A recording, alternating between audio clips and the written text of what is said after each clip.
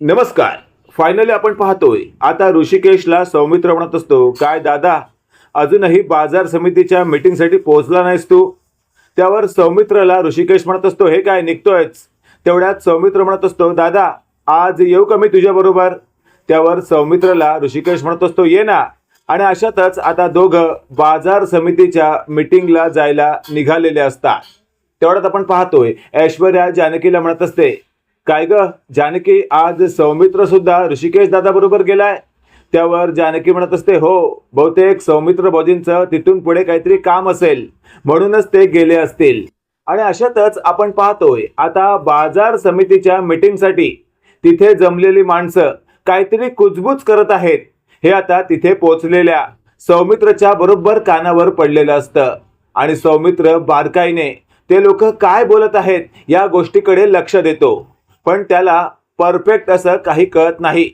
तिथे ऋषिकेश आता सगळ्यांना म्हणत असतो, चला आता आपण सगळे एकत्र आलो आहोत, मीटिंगला सुरुवात करूया. तेवढ्यात आपण पाहतोय आता ऋषिकेश बोलूनही तिथे काही लोक कुजबुजत असतात. हे नेमकं आता सौमित्राने पाहिलेलं असतं आणि लगेचच सौमित्र बोलू लागतो, अरे काय चाललंय तुमचं? इकडे ऋषिकेश दादा तुमच्याशी बोलण्यासाठी एवढ्या लांबून आलाय आणि तुम्ही साधं लक्षही देत नाही आहात. हे वाक्य ऐकल्यावर आता तेथील एक गृहस्थ बोलू लागतात, हो, काय समजता तुम्ही स्वतःला? तुम्हाला काय वाटलं इथे आम्ही काय जवळून आलोय का? आम्ही सुद्धा लांबूनच आलो आहोत.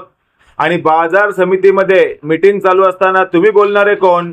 असं जेव्हा तिथे आता सौमित्रला बोलण्यात आलेलं असतं त्याच वेळेला सौमित्र म्हणत असतो, ऋषिकेश दादा, कोण आहे हा व्यक्ती? तेवढ्यात ऋषिकेश म्हणत असतो, सौमित्र, सौमित्र शांत हो. आणि अशातच आता तिथे एक व्यक्ती बोलू लागतो, अच्छा ऋषिकेश दादा, हा म्हणजे तुमचा भाऊ आहे तर?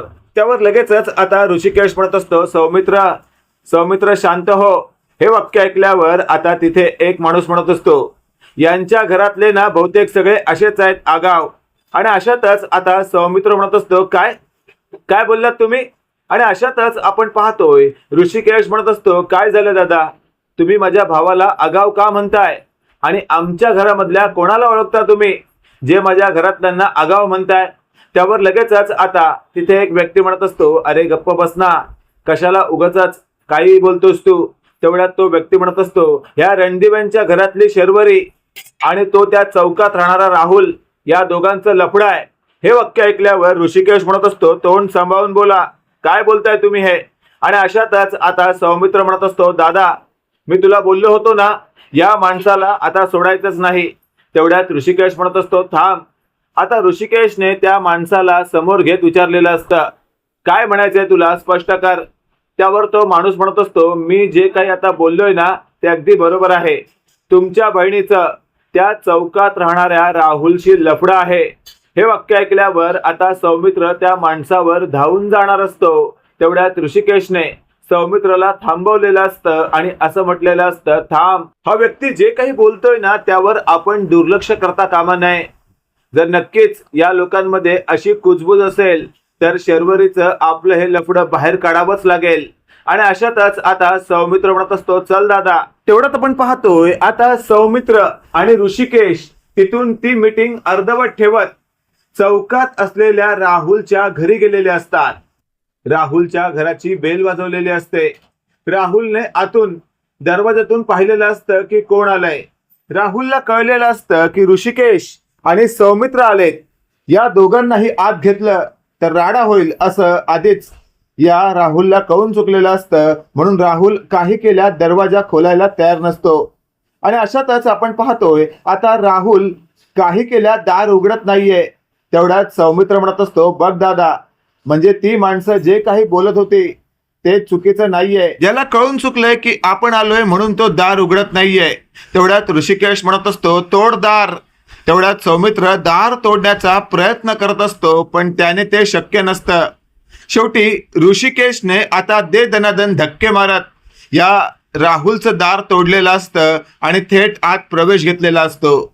समोरच लपून बसलेल्या राहुलला आता ऋषिकेश आवाज देत असतो, राहुल, तू इथे लपून बसलायस, आम्हाला माहिती आहे, बाहेर ये. तेवढ्यात घाबरत घाबरत राहुल बाहेर आलेला असतो आणि तो लगेचच म्हणत असतो, काय चाललंय तुमचं?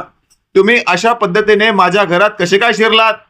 तेवढ्यात सौमित्रने आता राहुलला त्या कोपऱ्यातून बाहेर काढलेलं असतं आणि दनादन फटकवायला सुरुवात केलेली असते. राहुल म्हणत असतो, वकील असलास म्हणून काय झालं? माझ्यावर अशा पद्धतीने तू हात नाही उचलू शकत. हे सगळं कायद्याच्या विरोधात आहे. तेवढ्यात ऋषिकेश म्हणत असतो, तो वकील आहे, मी मी तर तुला तुडवत शकतो ना. आता मागचा पुढचा विचार न करता राहुलला ऋषिकेश तुडवू लागतो. तेवढ्यात आपण पाहतोय आता राहुल म्हणत असतो, अरे का मारताय मला? माझी चूक तरी काय आहे? तेवढ्यात ऋषिकेश म्हणत असतो, आमच्या बहिणीला तू नादाला लावलायस, ती तुझ्या बरोबर फिरते असं लोक म्हणतायत. त्यावर ऋषिकेशला राहुल म्हणत असतो, दादा अहो तुम्ही गैरसमज करून घेताय. अहो तुम्हाला जसं वाटतंय तसं काही नाहीये. शर्वरी आणि माझ्यात फक्त निव्वळ निखळ मैत्री आहे. हे वाक्य ऐकल्यावर सौमित्रने आता राहुलचा हात धरलेला असतो आणि गराक्कन त्याला फिरवलेलं असतं. सौमित्र म्हणत असतो, एकदाच सांगतो, परत परत सांगणार नाही. माझ्या बहिणीच्या मागे मागे यायचं नाही आणि तिचा नाद सोडायचा, नाहीतर तुझा जीव गेलाच म्हणून समज. त्यावर राहुलला आता सौमित्र चांगलाच फटका देत असतो. तेवढ्यात ऋषिकेश म्हणत असतो, थांब सौमित्र, काय करतोयस तू? त्याला काय जीवानिशी मारणार आहेस का? त्यावर सौमित्र म्हणत असतो, दादा याने जर शर्वरीचा नाद नाही सोडला ना तर याला मी संपवून टाकेन. हे सगळं ऐकून आता राहुल प्रचंड घाबरलेला असतो. घाबरलेल्या राहुलला ऋषिकेश म्हणत असतो, मी तुला शेवटचं सांगतोय, मी सांगितलेलं लक्षात ठेव, नाहीतर उद्या तुझा जीव गेला तर त्याला कारणीभूत तू असशील. आणि असं बोलून आता दोघं तिथून निघतात. इकडे आपण पाहतोय आता राहुलला कुत्र्यासारखं ऋषिकेश आणि सौमित्रने तुडवलंय. ही बातमी शर्वरीपर्यंत पोहोचते आणि लगेचच आता शर्वरी इकडे जानकीला बोलू लागते. जानकी वहिनी, काय चाललंय हे सगळं? दादा आणि सौमित्र असे का वागतायत? त्यावर जानकी म्हणत असते, काय झालंय शर्वरी वंश? त्यावर जानकीला आता शर्वरी म्हणत असते, ऋषिकेश दादा आणि सौमित्र या दोघांनी मिळून राहुलला बेदम मारलंय. हे वाक्य ऐकल्यावर आता जानकी म्हणत असते, याबद्दल मला काहीच माहिती नाही शर्वरी वंश. त्यावर लगेचच आपण पाहतोय आता ऋषिकेश आणि सौमित्र येण्याची आपण वाट पाहूया. इकडे आपण पाहतोय ऐश्वर्याने तिच्या वडिलांना फोन केलेला असतो आणि तेवढ्यात सयाजीरावांनी तो फोन उचललेला असतो. सयाजीराव म्हणत असतात, काय आज कसा काय फोन केलात तुम्ही? त्यावर ऐश्वर्या म्हणत असते, डॅड माझं तुमच्याकडे एक महत्वाचं काम आहे. हे वाक्य ऐकल्यावर सयाजीराव म्हणत असतात, बोला काय काम आहे तुमचं? आत्ताच करतो. तेवढ्यात ऐश्वर्या म्हणत असते, ठीक आहे, मी तुम्हाला काहीतरी पाठवते, ते तुम्ही बघा, तुमच्या बरोबर लक्षात येईल की नेमकं तुम्हाला काय करायचं आहे. हे वाक्य ऐकल्यावर सयाजीराव म्हणत असतात, बरं पाठवा लवकर. आणि अशातच आता शर्वरीचा खूप मोठा चिडण्याचा आवाज सयाजीराव यांना ऐकायला आलेला असतो. तेवढ्यात सयाजीराव म्हणत असतात, काय झालंय तिकडे? कोणाचा आवाज येतोय? तेवढ्यात ऐश्वर्या म्हणत असते, अहो डॅड आवाज हा शर्वरीचा आहे. त्यावर सयाजीराव म्हणत असतात, काय झालंय? एवढ्या मोठ्याने का बोंबलते ती? तेवढ्यात ऐश्वर्याने सगळं काही सयाजीरावांना सांगितलेलं असतं की या शर्वरीच्या बॉयफ्रेंडला ऋषिकेश दादा आणि सौमित्रने चांगलंच धुतलंय, त्याला बेदम मारलंय. हे वाक्य ऐकल्यावर सयाजीराव स्वतःशी बोलत असतात, अरे वा, या घटनेचा मला काहीतरी फायदा करून घेता येईल का याचा विचार करावा लागेल. आणि अशातच आता सयाजीराव तो विचार करत असतात. तेवढ्यात ऐश्वर्या म्हणत असते, काय झालंय डॅड, कुठे हरवलात तुम्ही? तेवढ्यात सयाजीराव म्हणत असतात, तुमचं काय काम आहे ते पाठवा, ते करतो मी. आणि अशातच आता सयाजीरावांनी ऐश्वर्याचा फोन ठेवलेला असतो. फोन ठेवल्यानंतर सयाजीराव लगेचच म्हणत असतात, या सगळ्या घटनेचा आता मला वापर करून घ्यावाच लागेल. आणि अशातच आता सयाजीराव त्या राहुलच्या घरी जायला निघतात. आणि अशातच आता राहुल घरात बसून खूपच विचार करत असतो की काय करू मी? या शर्वरीला जर मला मिळवायचं असेल तर या दोघांना मला भिडावंच लागेल. पण या दोघांना भिडायचं म्हणजे साधी गोष्ट नाही. तो सौमित्र तर खूपच डेंजर आहे. एक वेळ त्या ऋषिकेश पासून वाचता येईल, तो समजूतदार माणूस आहे. पण सौमित्र हा येडा असं राहुल तिथे म्हणत असतो. तेवढ्यात आपण पाहतोय राहुलच्या दाराची बेल वाजलेली असते. राहुल पुन्हा घाबरतो. पुन्हा हा ऋषिकेश आणि सौमित्र तर आला नाही ना, असा विचार आता राहुलच्या मनात आलेला असतो. राहुलची हिंमतच होत नसते पुन्हा दाराजवळ जाऊन दार उघडण्याची. आणि अशातच आता थेट बाहेरून सयाजीराव बोंबलत असतात, ए राहुल्या, राहुल्या दार उघड. त्यावर राहुल स्वतःशी बोलत असतो, हा व्यक्ती कोण आहे आणि हा असा का बोंबलतोय. तेवढ्यात राहुल काही केल्या उठत नाहीये. आणि अशातच आता सयाजीराव म्हणत असतात, काय रे राहुल्या, बहिरा झालास की काय. त्या ऋषिकेश आणि त्या सौमित्रने तुला इतकं मारलंय की तुला ऐकायला सुद्धा येत नाही का.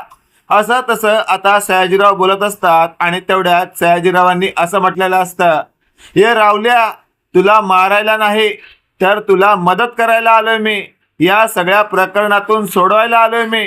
तुला न्याय मिळवून द्यायला आलोय मी. असं म्हणताच आता राहुलच्या अंगात चांगला चेव आलेला असतो. आणि लगेचच राहुल म्हणत असतो, आलो आलो. आणि अशातच आता राहुलने जाऊन दार उघडलेलं असतं. जसं राहुलने दार उघडलेलं असतं तेवढ्यात समोर सयाजीरावांना पाहून राहुल म्हणत असतो, तुम्ही काय मदत करणार मला. त्यावर सयाजीराव म्हणत असतात, आत येऊ का. तेवढ्यात राहुल म्हणत असतो, या. आणि अशातच आता सयाजीराव आत जाऊन बसलेले असतात. तेवढ्यात सयाजीराव म्हणत असतात, लयच दुखलंय तुला, लयच मारलंय तुला, लय दुखतंय का रे. त्यावर राहुल म्हणत असतो, हो खूपच मारलंय. त्यावर सयाजीराव म्हणत असतात, मग या सगळ्याचा बदला बिदला घेणार आहेस की नाही. त्यावर राहुल म्हणत असतो, अहो काय गंमत करताय का माझी. एक तर आधी त्यांच्या हातून वाचलोय मी, वर त्यांच्याशी पुन्हा लफडा करायला गेलो तर जीवच घेतील ना माझा. त्यावर लगेचच आता सयाजीराव म्हणत असतात, आज तर तुझा घाबरटपणा त्यांना परत तुला मारण्यासाठी बळ देतो. त्यावर राहुल म्हणत असतो, म्हणजे तुम्ही काय मदत करणार आहात माझी. त्यावर सयाजीराव म्हणत असतात, आत्ताच्या आत्ता माझ्याबरोबर चल आणि पोलिसात तक्रार दे या दोघांविरोधात की तुला जीवे मारण्याचा त्यांनी प्रयत्न केला.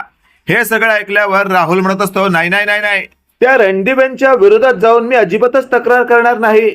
जरा तरी विचार करा, त्या घरात 2 वकील आहेत. उद्या जर मी त्या 2 व्यक्तींच्या विरोधात तक्रार केली, दोघं मिळून मला असं काही अडकवतील ना की माझं आयुष्य नरक करून टाकतील. त्यावर सयाजीराव म्हणत असतात, अरे कशाला घाबरतोयस तू मला ओळखत नाहीस का. माझी काय पत आहे माहित नाही तुला. चल माझ्या बरोबर, आत्ताच्या आत्ता त्या 2 नालायकांच्या विरोधात तुला तक्रार करायची आहे आणि मी आहे तुझ्या पाठीशी. असं म्हणून सयाजीरावांनी आता या राहुलला चांगलंच फितवलेलं असतं. राहुलही त्यांच्या बोलण्यात चांगलाच अडकलेला असतो. आणि लगेचच आता राहुल सयाजीरावांबरोबर पोलीस स्टेशनमध्ये गेलेला असतो. आणि अशातच आता सयाजीराव आले म्हटल्यावर तिथे असलेले पोलीस अधिकारी लगेचच उठून उभे राहतात आणि ते बोलू लागतात, काय सयाजीराव, काच कसं येणं केलं. त्यावर सयाजीराव म्हणत असतात, यावं लागलं. रणदिव्यांच्या घरातला ऋषिकेश आणि सौमित्र स्वतःला आता या गावातील दादा समजत आहेत. हे वाक्य ऐकल्यावर पोलीस अधिकारी म्हणत असतात, सयाजीराव नेमकं काय म्हणायचंय तुम्हाला. तेवढ्यात सयाजीरावांनी आता सगळं काही डिट्टो सांगितलेलं असतं पोलिसांना. आणि पोलिसांनी आता राहुलची बाजूही समजून घेतलेली असते. राहुलने आता जरा वरचढ सांगितल्यामुळे पोलिसांनी लगेचच आता रणदिव्यांच्या घराकडे धाव घेतलेली असते. आणि तिथे जाऊन पोलिसांनी रणदिव्यांच्या घरात धुमाकूळ घातलेला असतो. तिथे जानकी ऋषिकेशला अजिबातच कळत नसतं की काय चाललंय. आणि अशातच आता इन्स्पेक्टर साहेब म्हणत असतात, ऋषिकेश, रणदिवे, आम्हाला तुमच्याकडनं असल्या गोष्टीची अपेक्षा नव्हती. तेवढ्यात जानकी म्हणत असते, काय झालं इन्स्पेक्टर साहेब. आणि अशातच आता इन्स्पेक्टर म्हणत असतात, राहुल या नावाच्या व्यक्तीला तुमच्या नवऱ्याने बेदम मारलंय आणि त्याची साथ तुमच्या दिराने सुद्धा दिली आहे. हे सगळं ऐकून मात्र आता जानकी म्हणत असते, ऋषिकेश, शर्वरीने मला सगळं काही सांगितलंय. काय गरज होती तुम्हाला असलं सगळं करायची. तेवढ्यात राहुलला आम्ही मारलं कारण तो आमच्या बहिणीला त्रास देत होता.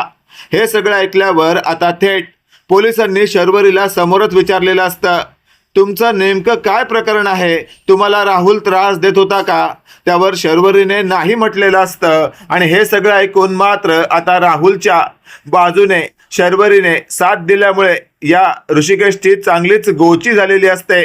आणि अशातच आता ऋषिकेश चांगलाच तोंडावर आपटल्यामुळे जानकी लगेचच बोलू लागते, काय काय ऋषिकेश, पाहिलत ना, म्हणून मी तुम्हाला सांगत होते या सगळ्या प्रकरणात पडू नका. शर्वरी वंश आता बरोबर तुमची नाही तर त्या राहुलची बाजू घेत आहेत. हे सगळं ऐकल्यावर आता शर्वरीला मी समजावतो असं म्हणत आता ऋषिकेश तिच्या जवळ जातो. तेवढ्यात शर्वरी म्हणत असते, दादा तुला मला समजवायची गरज नाहीये, तुला मुळात राहुलवर हल्ला करायची गरजच नव्हती असं म्हणत आता शर्वरीने राहुलचीच बाजू बरोबर आहे असं म्हणत पोलिसांना चांगलीच साथ दिलेली असते. आणि लगेचच आता पोलीस म्हणत असतात, आता तुम्ही आमच्या बरोबर या, तुम्ही केलेलं कार्य सगळ्या समाजाला कळलं पाहिजे असं म्हणत पोलिसांनी आता ऋषिकेशच्या हातात बेड्या ठोकलेल्या असतात. तेवढ्यात बाहेरून आत आलेला सौमित्र म्हणत असतो, इन्स्पेक्टर साहेब काय करताय तुम्ही? हे एका वकिलाच्या घरात येऊन त्याच्याच भावाला अटक करण्याची हिंमत दाखवताय. तेवढ्यात इन्स्पेक्टर म्हणत असतात, वकील असाल तुम्ही, पण जर कायदा मोडत असाल तुम्ही तर तुम्हालाही कायद्याचा धाक राहिला पाहिजे, म्हणून आम्हाला इथे यावं लागलं. तुमची हिंमत कशी झाली राहुलला मारायची? तेवढ्यात आपण पाहतोय मागचा पुढचा विचार न करता आता सौमित्रला इन्स्पेक्टरने म्हटलेलं असतं, तू सुद्धा या सगळ्या प्रकरणात साथ दिलीस ना, चल आता तुझी सुद्धा तुझ्या भावाबरोबर वरात काढतो. हे सगळं ऐकल्यावर आता अवंतिका पुढे येते आणि म्हणत असते, इन्स्पेक्टर अलदिवे एक गोष्ट लक्षात ठेवा, या घरात आम्ही 2 वकील आहोत, लगेचच आता तात्काळ बेल मिळवून देऊ शकते मी. तेवढ्यात आपण पाहतोय आता जानकी अवंतिकाला म्हणत असते, अवंतिका शांत हो, मी इथे इन्स्पेक्टर साहेबांशी बोलते, जरा शहाणपणा कमी कर. आता जानकी जे काही बोलत असते ते पाहून मात्र इन्स्पेक्टर म्हणत असतात, जानकी मॅडम तुमचं म्हणणं पटतंय आम्हाला, पण एक गोष्ट लक्षात घ्या, आज तुमच्या नवऱ्याने आणि तुमच्या दिराने जे काही केलंय ना ते आपण अलगतच सोडू शकत नाही. त्यासाठी तुमच्या नवऱ्याला आणि तुमच्या दिराला या सगळ्यामध्ये दोषी मानलं गेलं आहे. मित्रांनो काय वाटतं तुम्हाला, येत्या काळामध्ये आपल्याला या मालिकेमध्ये काय नवीन पाहायला मिळू शकतं? कमेंट करून नक्की कळवा. आणि असेच नवनवीन अपडेट पाहण्यासाठी व्हिडिओला लाईक आणि चॅनलला नक्की सबस्क्राईब करा. धन्यवाद.